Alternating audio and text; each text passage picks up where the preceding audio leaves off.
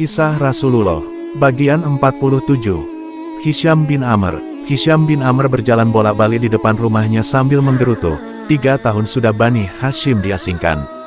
Padahal, mereka masih bersaudara dengan suku-suku Quraisy yang lain. Ada yang sebagai sepupu, ipar, paman, bibi. Kalau saja tidak ada aku dan beberapa orang lain yang suka menyelundupkan makanan dengan diam-diam, Bani Hashim tentu sudah kelaparan. Sudah saatnya aku harus berbuat sesuatu. Dengan tekad demikian, Hisham bin Amr pergi menemui sahabatnya, Suhair bin Umayyah. Suhair adalah anggota Bani Mahsum, tapi bibinya adalah Atika binti Abdul Muthalib dari Bani Hashim. Suhair, tegur Hisham, aku heran engkau masih bisa tenang menikmati makanan, pakaian, dan lainnya, padahal engkau tahu keluarga ibumu dikurung sedemikian rupa hingga tidak boleh berhubungan dengan orang lain, tidak boleh berjual beli, tidak boleh saling menikahkan. Aku bersumpah kalau mereka itu keluargaku dari pihak ibuku, keluarga Abdul Hakam bin Hisham, lalu diajak untuk mengasingkan mereka, tentu aku tolak mentah-mentah. Suhair terperangah, sebetulnya sudah lama sekali persoalan ini meresahkan hatiku, kata Suhair kemudian. Jadi apa lagi yang engkau tunggu? Tanya Hisham. Keduanya pun sepakat untuk bersama-sama membatalkan piagam kejam itu. Namun, itu tidak cukup. Mereka harus mendapat dukungan juga dari yang lain. Kemudian, secara rahasia malam itu juga mereka menemui Mutim bin Adi dari Bani Naufal, Abu al-Bakhtari bin Hisham, dan Zama bin Aswad dari Bani Asad. Kelima orang itu membulatkan tekad untuk membatalkan piagam yang telah 3 tahun dipasang di dinding Ka'bah. Merobek piagam. Esok harinya, Zuhair mengelilingi Ka'bah 7 kali seraya berseru, "Hai penduduk Mekah! Kamu sekalian enak-enak makan dan berpakaian, padahal Bani Hashim binasa, tidak bisa membeli atau menjual sesuatu pun. Demi Allah, saya tidak akan duduk sebelum piagam yang kejam ini dirobek." Ketika itu, Abu Jahal berada tidak jauh dari tempat Zuhair, dengan cepat, datang menghampiri sambil berteriak. "Engkau pendusta, demi Allah, piagam itu tidak boleh dirobek. Jika Zuhair engkau sebut pendusta, engkau jauh lebih pendusta."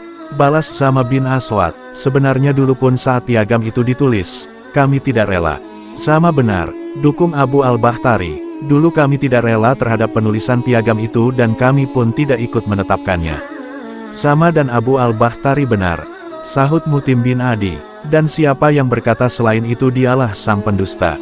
Kami menyatakan kepada Allah untuk membebaskan diri dari piagam itu dan apa yang tertulis di dalamnya.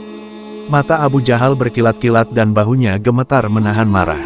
"Kalian pasti sudah bersekongkol tadi malam," tuduhnya. "Kalian diam-diam berkumpul di tempat tersembunyi dan memutuskan untuk mengingkari piagam bersama ini."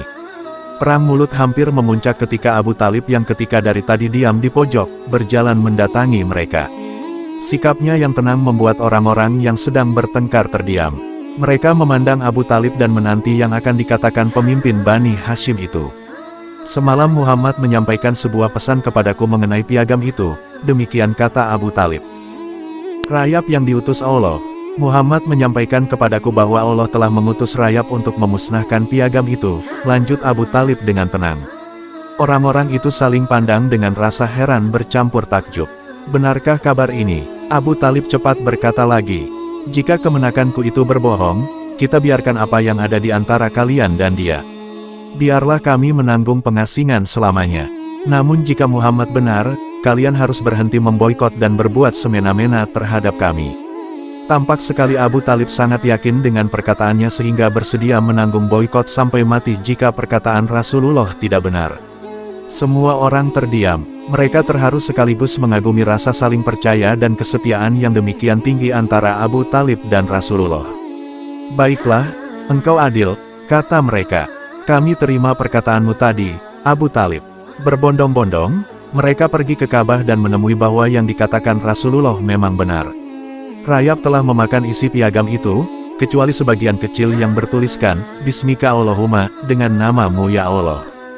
Demikianlah, akhirnya piagam itu dibatalkan. Rasulullah dan keluarganya kini bisa kembali berada di tengah-tengah masyarakat seperti semula. Apakah kini Rasulullah dan para pengikutnya bisa bernafas lebih lega? Apalagi adanya kekuasaan Allah melalui rayap, mungkinkah hati orang-orang musyrik berubah? Ternyata sama sekali tidak, justru kekufuran mereka semakin menjadi-jadi.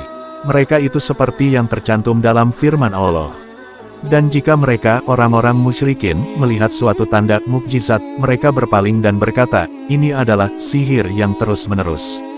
Surah Al-Qamar ayat 2. Bulan-bulan suci. Ada 4 bulan suci dalam setahun ketika Rasulullah dan kaum muslimin dibebaskan dari pemboikotan. Bulan-bulan suci itu adalah bulan pertama, Muharram saat diharamkannya kekerasan, lalu bulan ke-7, Rajab yang dihormati, kemudian bulan ke-11, Zulkadah, bulan damai, terakhir bulan ke-12 Zulhijjah, bulan haji. Tetap berdakwah. Bulan-bulan suci, Muharram, Rajab, Zulkadah, Zulhijjah itulah dimanfaatkan Rasulullah untuk semakin giat berdakwah selama pemboikotan. Bersambung.